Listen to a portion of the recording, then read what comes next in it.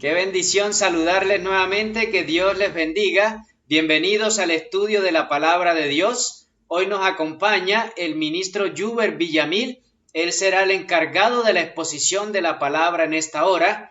El tema que se va a tratar es el santuario y el plan de salvación. Así que gracias por acompañarnos, que el Señor les bendiga. Y ministro Yuber, el tiempo es suyo. Bienvenido. Muy buenas a cada uno de ustedes, que el Señor les bendiga grandemente.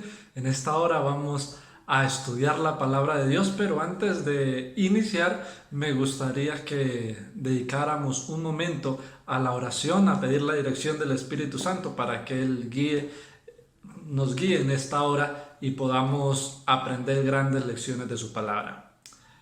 Eterno Padre, gracias porque eres muy bueno, porque para siempre es tu misericordia.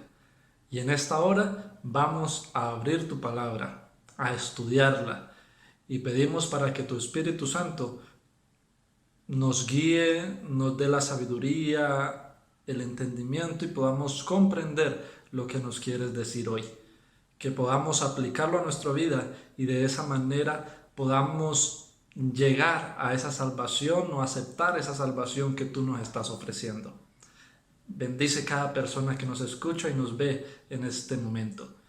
Tú seas con ellos en sus problemas, en sus dificultades, y de esa manera sintamos que tú estás a nuestro lado. Gracias porque nos escuchas. En el nombre de Cristo Jesús. Amén. Amén. Bueno, vamos a estudiar un tema que es bastante importante, interesante, porque se trata de nuestra salvación. Y en especial vamos a hablar sobre el santuario y cómo en el santuario podemos ver el plan de salvación que Dios estableció para el hombre. En primer lugar, Dios ordenó que hicieran un santuario en esta tierra a Moisés porque quería hacer algo importante.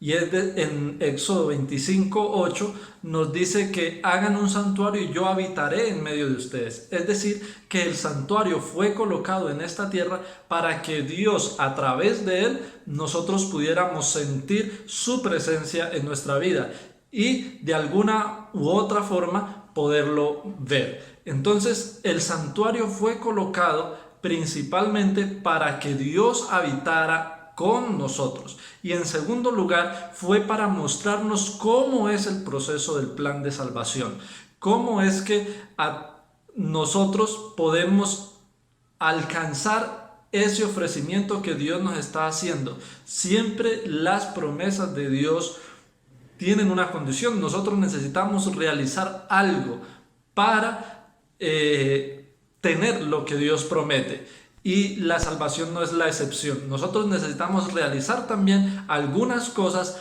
para tenerla. Necesitamos creer en Jesús, necesitamos obedecer, necesitamos hacer otras cosas que Dios nos va pidiendo que hagamos, pero obviamente esas cosas no nos salvan, pero sí nos condicionan y nos preparan para esa salvación que Dios nos está ofreciendo. Y sobre todo para ello necesitamos ejercer la fe. La fe es el fundamento de todo, la fe es la base de todo, y esa fe se debe depositar en Cristo Jesús. Muchos piensan que fuera del plan que el Señor ha establecido pueden hallar la salvación. Y déjenme decirle, amigos y hermanos, que no es así. Dios estableció ese plan y es el único plan que le sirve al hombre. Es el único plan que le sirve al hombre. Nadie lo puede modificar, nadie lo puede cambiar, ni nadie puede hallar salvación fuera de lo que Dios ha establecido, por el cual, o el método por el cual nosotros somos salvos. Muchos tratan de encontrar la salvación a través de solo obediencia. Creen que con obedecer van a lograr la salvación y hacen méritos para que Dios les dé la salvación. Y no funciona de esa manera. Muchos también creen que, digamos, inmolándose, ¿verdad? Inmolándose, alcanzan ese paraíso, la vida eterna, pero tampoco la Biblia nos enseña esto. Entonces es importante que comprendamos inmediatamente que el plan de salvación, que si nosotros queremos alcanzar la salvación, solamente es a través del método que Dios ha establecido. Muchos dicen, no, pero es que hay varios caminos. No, hay un solo camino, hay una sola verdad.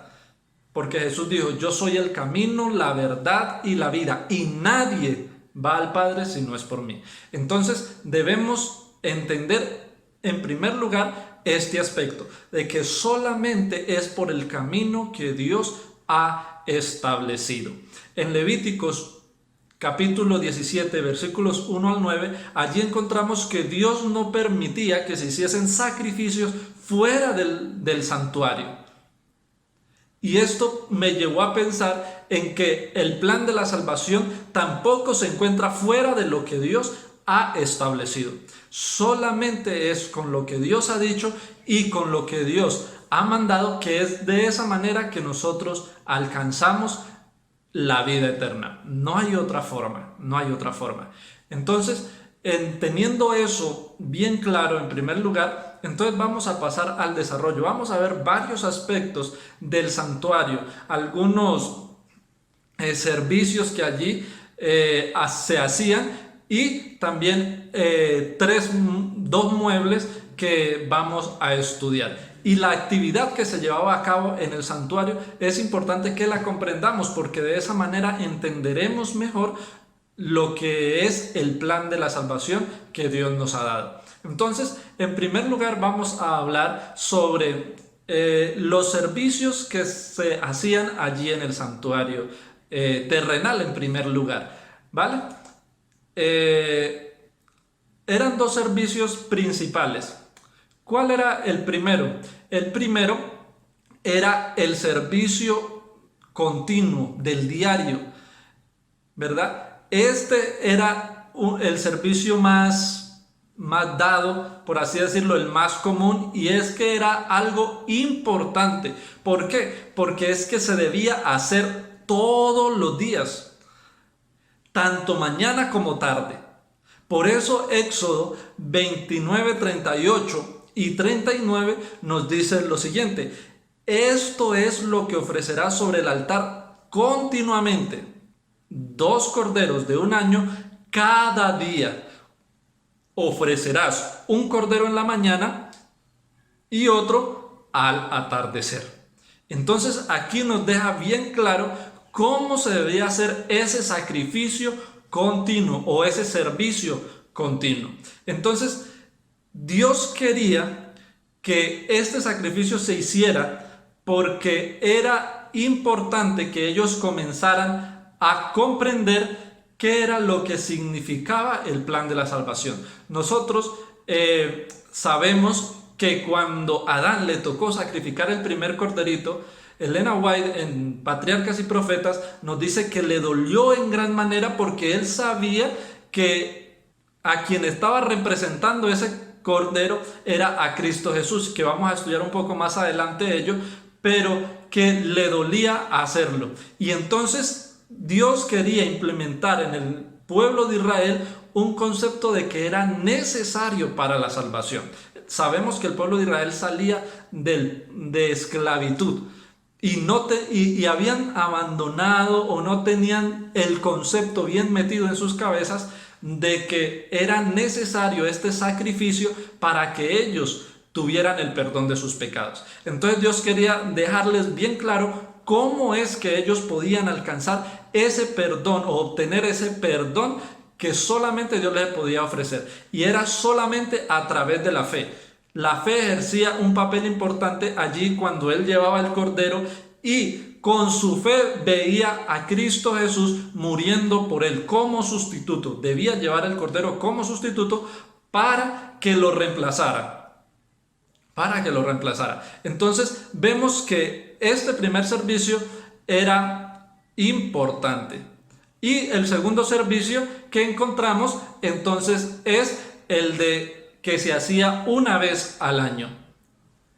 que comúnmente se llama el día de la expiación, el Yom Kippur. Allí era donde se hacía el borramiento de los pecados, una limpieza, purificación, y esto lo encontramos en Levíticos 16, capítulo 16, versículos 1 al 34. Entonces allí encontramos que era necesario también para completamente borrar los pecados que se habían cometido durante ese año. Más adelante estaremos estudiando estos temas de cómo se trataba profundamente y cómo se hacían estos rituales. Entonces, en primer lugar, vamos a estudiar el primer servicio. Vamos a ver qué era lo que se hacía y qué significaba y por qué era necesario este sacrificio diario y continuo. En primer aspecto, el servicio continuo tenía dos modalidades. La primera modalidad era que se hacía para todos, no había acepción de personas. Es decir, era en favor de toda la nación. Y esto nos deja algo claro: el sacrificio de Cristo en la cruz del Calvario no fue solamente para un grupo selecto, no solamente fue para un grupo de personas, una iglesia, no. El sacrificio de Cristo Jesús es para todo el mundo, y eso representaba lo que se hacía allí, el diario, el continuo. No había para una persona específica, no, era para todas las personas que en este caso eran del pueblo de Israel. Pero también era para los extranjeros que vivían dentro de ellos o con ellos. Entonces, en primer aspecto, vemos que ese sacrificio diario, continuo, que se hacía tanto en la mañana como en la tarde, era para todo el mundo. Y eso lo encontramos en Éxodo capítulo 29, versículos 38 al 46. Allí nos explica claramente cómo era el proceso de este sacrificio. En segundo lugar, este sacrificio diario también se hacía de carácter individual. Ya vimos que era de carácter global para toda la nación, pero ese servicio diario también era de carácter individual. Y allí era donde el pecador, ¿verdad? Yo como pecador llevaba mi corderito, estaba convencido de mi pecado y llevaba este sustituto para que él muriese en mi lugar. Esto lo encontramos en Levíticos capítulo 4, versículos 1 al 35. Es decir, que estos dos servicios eran lo que regía diariamente en el santuario terrenal. Ahora, ¿qué me enseña esto? ¿O cómo lo podemos trasladar al día de hoy? En primer lugar, la salvación es para todos. Dios murió por todos, pero solamente aquella persona que se sienta convencida de su pecado y vaya a los pies de Jesús. Antes tenía que llevar el corderito, hoy solamente yo tengo que ir a Jesús, y de esa manera es que puedo recibir el perdón de mis pecados. Entonces debemos tener bien claro cuáles eran los dos servicios o las dos modalidades que se hacían en el servicio diario y continuo: global y personal. La salvación es para todos, pero solamente para aquellos que la desean, que la quieren, que la buscan. Y lo mismo sucedía en el santuario terrenal y hoy sucede de igual manera, porque el Señor dijo en Juan capítulo 3 versículo 16: porque de tal manera Dios amó al mundo, sí, no solamente a una persona, al mundo, que dio a su único hijo, y ahora lo individualiza para que todo aquel que en él cree no se pierda, mas tenga vida eterna. Amó a todos, pero solamente aquellos que lo buscan, que creen en él, son los que alcanzarán la vida eterna. Ahora entonces surge una pregunta: ¿por qué era necesario este servicio continuo, ¿verdad? En el santuario terrenal, en el lugar santísimo, se encontraba la ley de Dios, la cual también obviamente existe en el cielo, porque sabemos que lo que se hizo en esta tierra es una copia de lo celestial. Entonces, en esta tierra, la ley de Dios estaba dentro del arca del pacto, que se encontraba en el lugar santísimo. Ahora, en el día de la expiación era donde se entraba al lugar santísimo. ¿Y por qué entonces era necesario todo este ritual? Porque la ley así lo exigía, ¿verdad? La ley así lo exigía. Y por eso la ley es importante. La ley no nos salva, pero sí nos muestra la condición en la cual nos encontramos. Y entonces la ley le mostraba al pueblo la condición en la cual se encontraba, y el pueblo debía reconocer su condición e ir a quien podía darle el perdón de sus pecados y la salvación que deseaban. Entonces, en el cielo también existe esta misma ley. ¿Por qué lo creemos así? Apocalipsis capítulo 11, versículo 19 dice lo siguiente: entonces fue abierto el santuario de Dios que está en el cielo, y quedó a la vista el arca del pacto en su santuario. Allí encontramos que si aquí en la tierra el arca del pacto, porque como es una sombra de lo que hay en el cielo o una copia, si el arca del pacto aquí contenía la ley de Dios, en el santuario celestial también el arca del pacto contiene la ley de Dios, porque es su carácter, es su naturaleza, esta ley. Así como existe en el cielo una ley, también existía o existe aquí en la tierra. Y esto es importante que lo tengamos bien presente y lo comprendamos y lo asimilemos y lo aceptemos sobre todo. Porque la ley de Dios es fundamental para el juicio de Dios. Sin la ley de Dios, que Jesús Dios hubiese podido decir: no, yo los perdono y ya no pasa nada. Pero la ley no cambia porque Dios no cambia.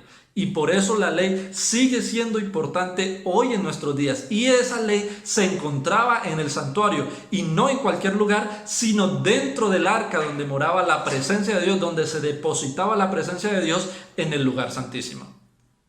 Es decir, que esto es importante, no lo podemos dejar pasar por alto. Entonces, así como la ley existe aquí en la tierra, en el cielo también existe en el santuario celestial. Entonces, la ley requiere que para que el hombre sea justificado o aceptado de Dios, requiere 4 cosas. Para que el hombre sea justificado o aceptado por Dios, requiere 4 cosas. ¿Cuáles son esas 4 cosas que la ley requiere? En este caso sabemos que la ley la colocó Dios. ¿Listo? La ley la hizo Dios. No fue el ser humano. Dios la colocó, y si Dios la hizo y la colocó allí, es porque es relevante, importante para nosotros como sus criaturas. Entonces, lo primero que la ley requiere para ser aceptados y justificados por Dios es una obediencia perfecta y perpetua.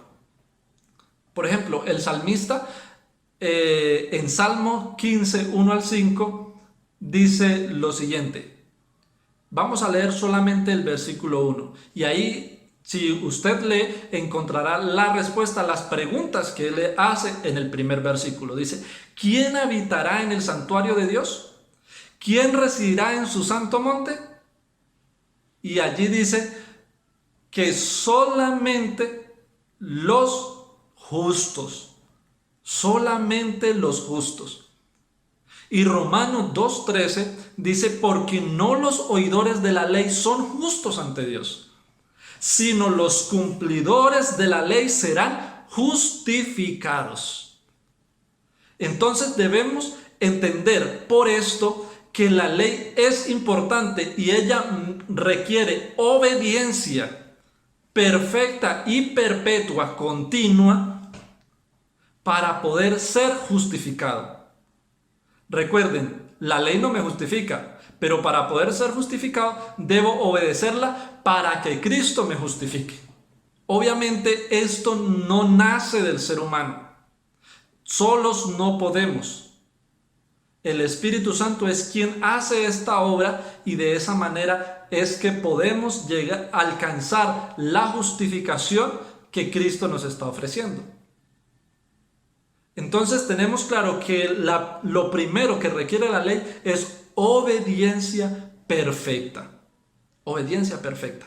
Lo segundo, un carácter perfecto. Y usted puede decir, pero ¿cómo puedo tener un carácter perfecto? Bueno, si Dios lo dice, yo lo creo. Y si Dios me dice que yo puedo ser perfecto, es que puedo ser perfecto en la esfera del ser humano, no en la perfección de Dios. Pero sí en la esfera como ser humano, puedo ser perfecto, porque Jesús lo dijo en Mateo 5:48. Dijo, sean pues perfectos como vuestro Padre Celestial es perfecto. Es decir, que si Dios me pide que sea perfecto, es porque puedo llegar a hacerlo. Dios no me va a pedir algo imposible. ¿Listo? Dios no me va a pedir algo que yo no pueda hacer. Siempre me va a pedir cosas que yo pueda realizar. Y si me pide que puedo llegar a ser perfecto, entonces lo puedo ser. Entonces llevamos dos cosas que requiere la ley. En primer lugar, una obediencia perfecta. En segundo lugar, un carácter perfecto. Y en tercer lugar, una vida justa. Una vida congruente con lo que creemos. Hay una frase que me gustó mucho. Dice que no estamos a la altura de nuestras creencias. Es decir, que nosotros decimos algo, pero hacemos otra cosa. Predicamos, pero no aplicamos. Sabemos cosas, pero no las hacemos. Incluso a veces juzgamos por lo que hacen los demás, cuando nosotros sabemos que también las hacemos o hacemos cosas diferentes. Hay otra frase que me gustó muchísimo, y es que dice que todos pecamos, solamente que de diferente manera. Así que debemos comenzar a unir lo que decimos con lo que hacemos. Por eso se requiere una vida justa. Y esto es lo que significa una vida justa. Por eso Levítico 18:5 dice, por eso cumplid mis normas y preceptos, que dan vida al que las obedece. Yo soy el Señor. Entonces mire que no solamente es por obedecer porque nos da el capricho. No, amigos y hermanos. Es porque cuando obedecemos a Dios nos da vida. Nos da la vida eterna. Por ejemplo, Adán y Eva, si hubiesen obedecido, tendrían vida eterna. Pero como desobedecieron, esto trajo consecuencias a nuestra vida. Entonces, cuando nosotros obedecemos a Dios, nos va bien. Cuando nosotros obedecemos a Dios, Él nos da vida, nos da salud. Por eso Él lo dice de la siguiente manera: yo deseo que prosperes en todo y que tengas salud, así como prosperas espiritualmente. El salmista lo dice también: joven fui y he envejecido, y no he visto justo desamparado, ni a sus hijos mendigar pan. Todo por tener una vida justa. Puede que en ocasiones vengan cosas malas, sí, pero tendremos lo que Dios quiere darnos. Y lo que Dios da siempre es lo mejor. Y en tercer lugar, la ley requiere que seamos santos. La ley requiere que seamos santos. ¿Qué es ser santo? Es apartarse, apartado para Dios, apartarse del mal. Eso significa santo. En Primera de Pedro, capítulo 1, versículo 15 y 16, nos dice lo siguiente: antes, como aquel que os llamó es santo, sed también vosotros santos en toda vuestra conducta. Pues escrito está: sed santos porque yo soy santo. Y así como nos pidió que seamos perfectos, y aquí nos está pidiendo que seamos santos, nosotros también podemos llegar a ser santos para la gloria de Dios. Y tú podrás preguntar, ¿cómo lo puedo hacer? Bueno, ese precisamente es la tarea de Dios. ¿Qué es lo que yo debo hacer? Colocar mi voluntad a disposición de Dios. Entonces, aquí vemos que estas 4 cosas son lo que la ley requiere de nosotros: una obediencia perfecta, un carácter perfecto, una vida justa y una vida en santidad. A ver, algo también que demanda la ley es la muerte eterna, o muerte segunda también, como se menciona en algunos textos. ¿Por qué? Porque hay solamente 2 caminos, y Dios se lo dijo a los israelitas: hay 2 caminos, coloco delante de ustedes 2 caminos, uno de muerte y uno de vida. Yo les aconsejo que escojan la vida para que vivan. Y es la misma invitación que Dios nos hace hoy.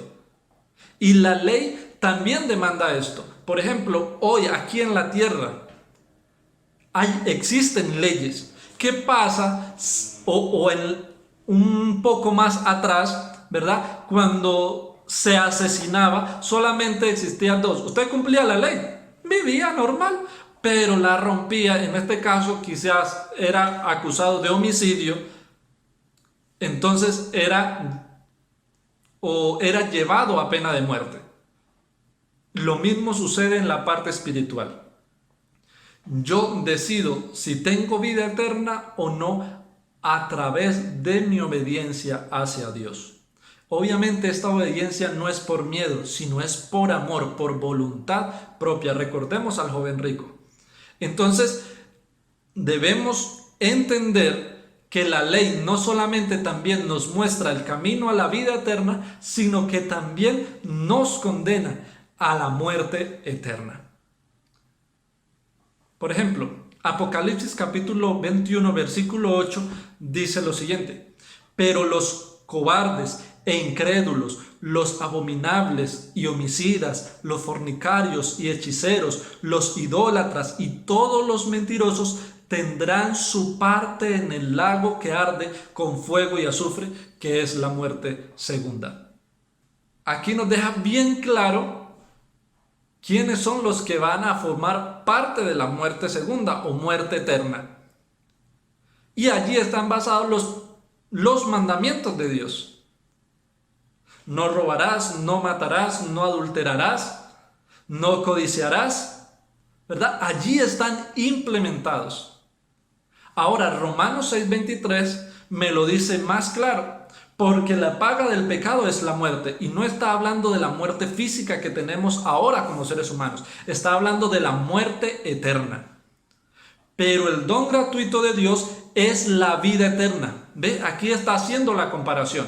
La paga del pecado es muerte, pero el don gratuito de Dios es vida eterna en Cristo Jesús, Señor nuestro. Esto nos quiere decir que no está hablando de una muerte pasajera como la que tenemos ahora como seres humanos, sino está hablando de la muerte eterna cuando Dios haga el juicio y pues obviamente nosotros no estemos cubiertos por el abogado celestial.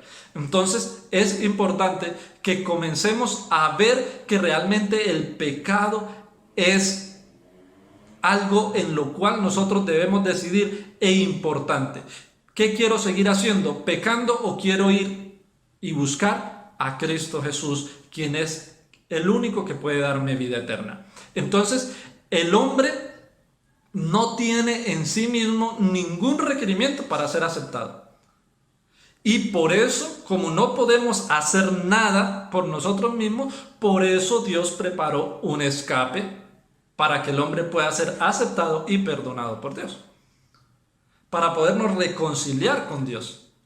Fue Dios mismo quien hizo el plan.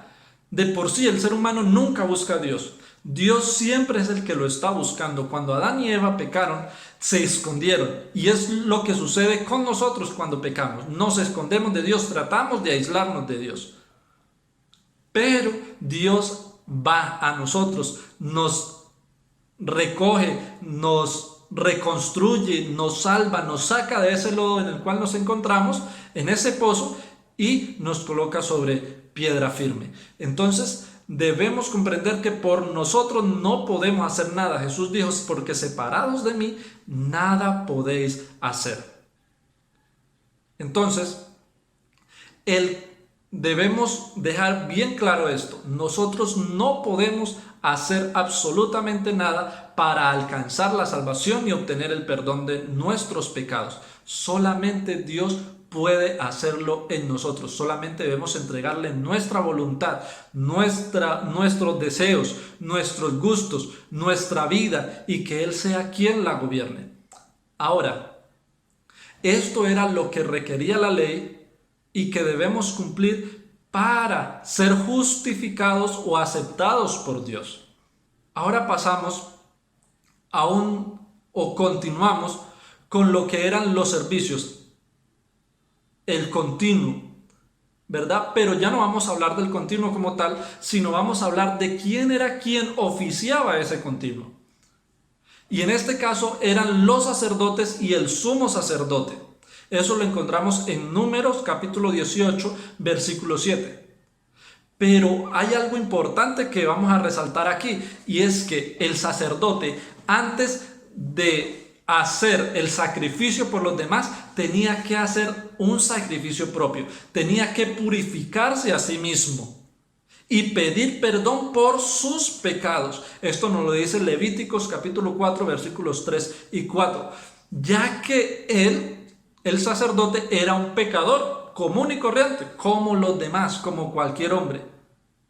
Pero aquí viene algo maravilloso. Ya nosotros no estamos confiando en los sacrificios de un hombre o en el oficio que él realizaba. Estamos confiando en los méritos de Cristo. No estamos confiando en un sumo sacerdote mortal, pecador. No, estamos confiando en los méritos y en el sumo sacerdote que es Cristo Jesús. Un sacerdote intachable y sin pecado.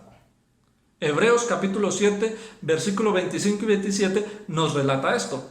Por eso Jesús puede salvar por completo a los que por medio de Él se acercan a Dios, ya que está siempre vivo para interceder por ellos. Tal sumo sacerdote nos convenía, santo, inocente, limpio, apartado de los pecadores y exaltado por encima de los cielos, que no tiene necesidad cada día, como los otros sumos sacerdotes, de ofrecer primero sacrificio por sus propios pecados y luego por los del pueblo. Esto lo hizo una sola vez para siempre, cuando se ofreció a sí mismo. Es decir, amigos, hermanos, que no estamos dependiendo de un sumo sacerdote que es igual a nosotros, que es pecador, que tenía que ofrecer primero por sí mismo para poder ir delante de Dios. No, tenemos un sumo sacerdote intachable, sin pecado, y que puede comprender nuestra necesidad y presentarla ante el Padre, para que de esa manera el Padre nos mire no a nosotros, sino que mire a Cristo Jesús por nosotros. Y de esa manera es que podemos llegar a ser justificados y aceptados por Dios. Ahora, ¿con qué elementos trabajaba el sacerdote en este diario, en este continuo que se hacía en el santuario terrenal? Cuatro elementos importantes. Trabajaba con el incienso. Eso lo encontramos en Éxodo capítulo 30, versículos 7 y 8. Trabajaba con el aceite para las lámparas.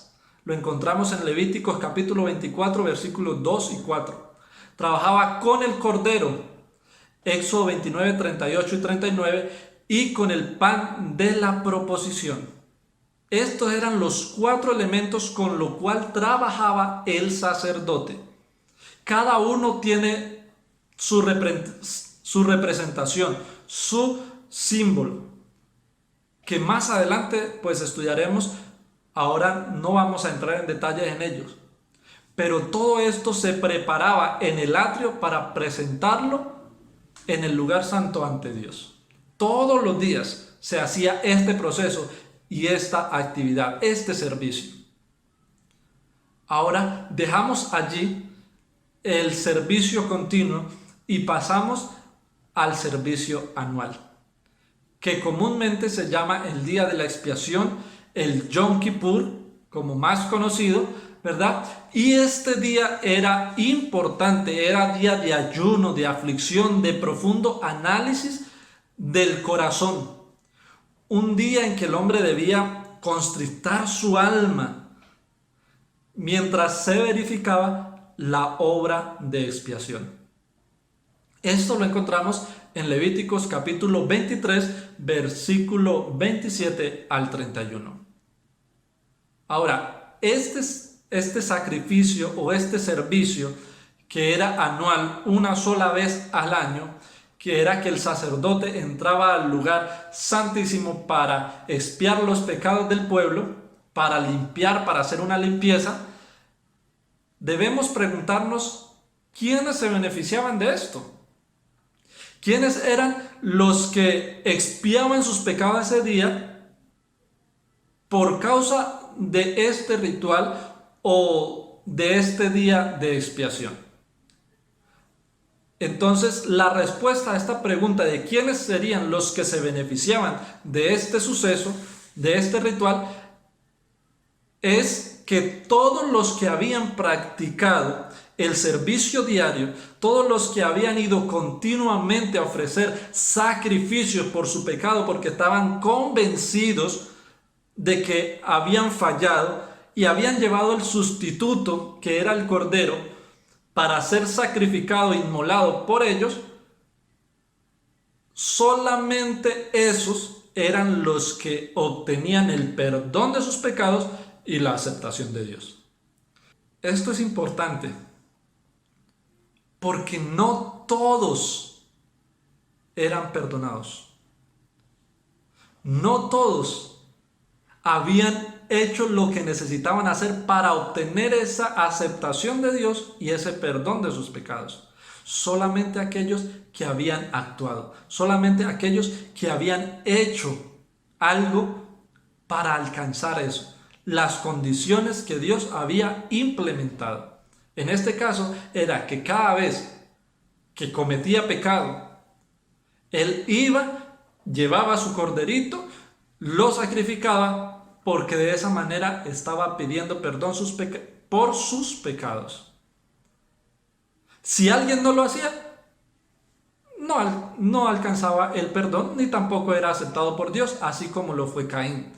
Dios pidió algo, pero Caín dijo: yo voy a llevar lo que yo quiera. Como lo decíamos al comienzo, tratan de buscar la salvación a su manera, a su gusto, de diferente índole que no es la que Dios ha establecido, y obviamente pues no alcanzará ese perdón que desea. Entonces lo único que debemos hacer es seguir el plan que Dios ha establecido, y de esa manera alcanzaremos la aceptación y el perdón de nuestros pecados.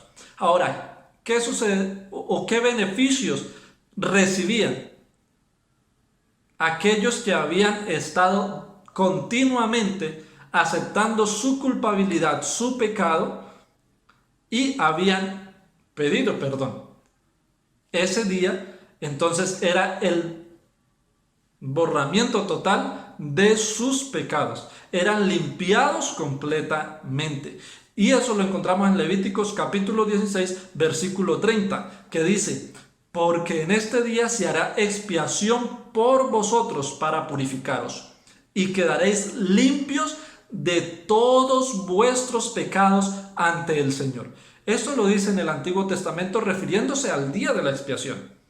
Pero si nosotros lo queremos aplicar hoy, en Primera de Juan capítulo 1 versículo 9, dice Dios: si confesamos nuestros pecados, Él es fiel y justo para perdonar nuestros pecados y limpiarnos de toda maldad. Era lo mismo que se hacía en el día de la expiación. Solamente que aquí nos está llamando a que lo hagamos nosotros hoy. Antes era con el sacrificio. Hoy solamente debemos confesar nuestros pecados ante Dios porque Él es fiel y justo para perdonarnos y limpiarnos de toda maldad. No debemos confesarnos ante nadie. No debemos buscar a nadie, porque ningún hombre puede dar perdón de pecados. Solamente Dios puede hacerlo. Y de esta manera es que nosotros somos reconciliados con Dios. Y aquí nos llama individualmente que si usted y yo confesamos nuestro pecado, Él nos va a perdonar. Nos da esa seguridad de que Él lo puede hacer y lo hará. Y aquel pecador que no quiera apartarse de Dios, debe aprender dos cosas. En primer lugar, a apartarse del mal. Y en segundo, debe aprender a andar en el camino de la santificación. Proverbios 28:13 dice: el que encubre sus pecados no prosperará, pero el que los confiesa y se aparta alcanzará misericordia. Amigo, no debes confiar, hermano, no debes confiar en tu propia justicia y obediencia. Recuerda que solamente se puede confiar en el sumo sacerdote que está delante del Padre, Cristo Jesús.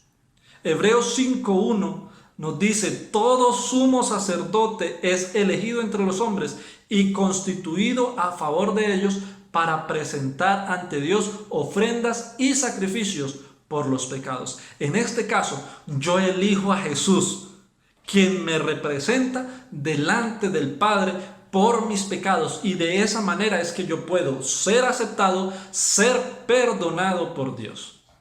Es importante que también estudiemos algunos símbolos del santuario que son relevantes en este tema.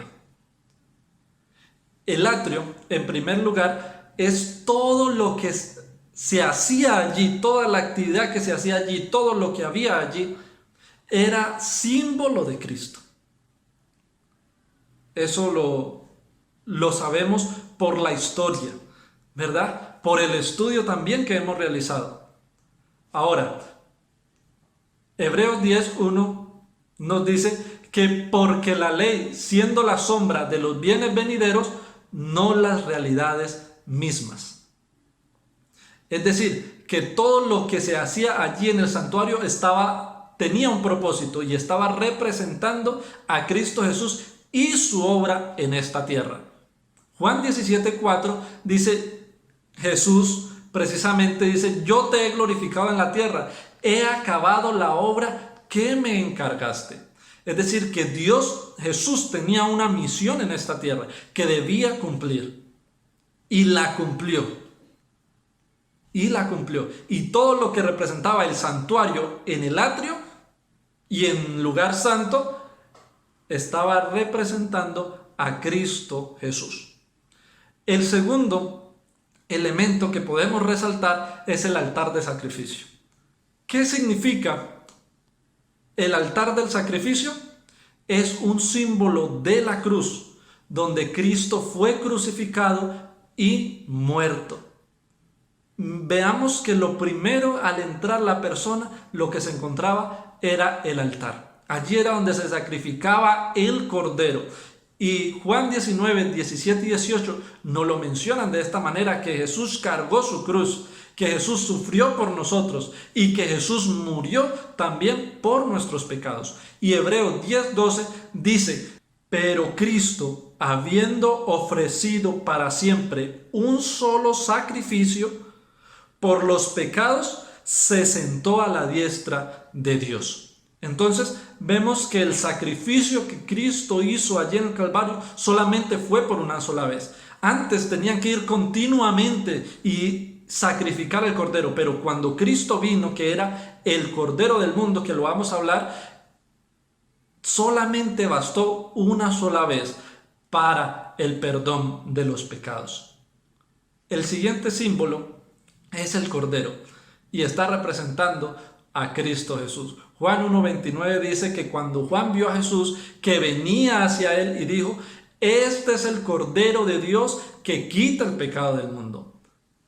Digno es el Cordero que fue inmolado y nos ha redimido para Dios con su preciosísima sangre. Solo Cristo Jesús puede redimirnos. Solo el Cordero de Dios puede quitar nuestros pecados, puede perdonarnos, puede salvarnos.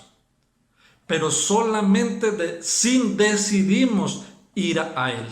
Solamente si decidimos confesar nuestros pecados, y Él nos va a limpiar de toda nuestra maldad.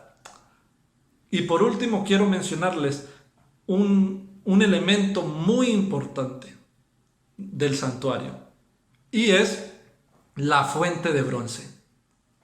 El agua que había allí era para que los sacerdotes, cada día que iban a entrar al santuario, cada vez que entraran, necesitaban limpiarse allí para entrar, o si no, era sacado del pueblo.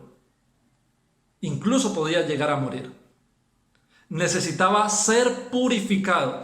¿Y por qué? Porque es que lo que allí había es una representación también para nosotros hoy.